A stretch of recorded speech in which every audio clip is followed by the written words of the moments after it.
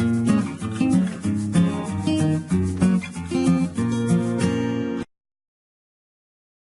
so today we have a Vauxhall Mokka. It's the same as an Insignia and an Astra J and any other car that looks like that, basically, that uses this type of key, if I can find it. Okay, so if it uses that type of key, it doesn't really matter whether it's got a Vauxhall badge on.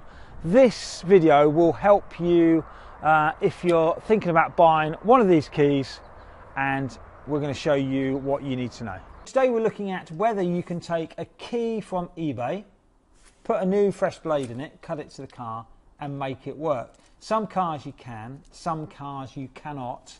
On this key we believe it needs to be a fresh virgin key, and we've not tried to program a second-hand key to a Mokka before, an Insignia or an Astra J. We don't believe it's going to work, and we want to show you that we don't want you to waste money buying second-hand keys off eBay. So let's have a look.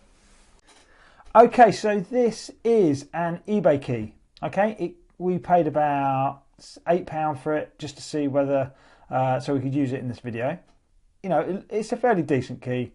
We're going to put a new blade in and we're going to cut it and see if it works the car.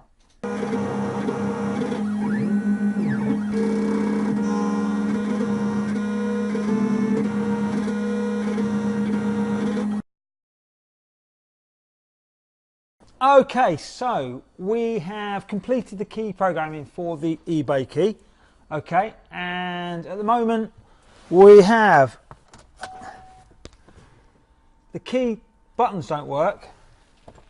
When we try and start the car, we have nothing at all. Nothing's happening.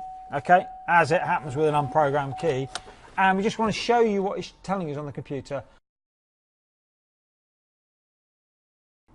Okay, so hopefully that's shown you that when you buy a key like this off eBay with a blade that you just need to get cut and coded, using our equipment at least, and we've got 3 different sets that we use for these cars, the key will not program with either set of equipment. Buying a key off eBay like this that's been previously programmed is a complete waste of money. Please don't do it, and otherwise you'll just be throwing it in the bin. I hope that's helped, and next week we'll be looking at a different type of car.